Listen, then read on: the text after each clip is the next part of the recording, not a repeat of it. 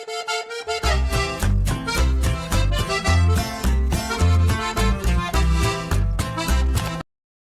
Guys, welcome back to my YouTube channel. So आजचा दिवस खूप खास असणार आहे.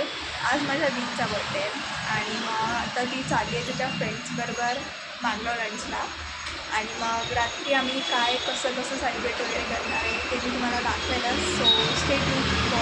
आता आम्ही रेडी झालो आहोत आणि आता आम्ही चाललो आहे इस्कॉनला. So stay tuned. हे होतं इस्कॉनमधलं मंदिरचा ॲम्बियन्स. खूपच भारी होता.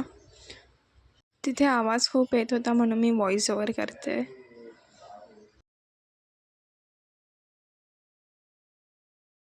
आणि मंदिरच्या आजूबाजूला पण खूप झाडं होती आणि बाहेरचा ॲम्बियन्स पण खूपच छान होता.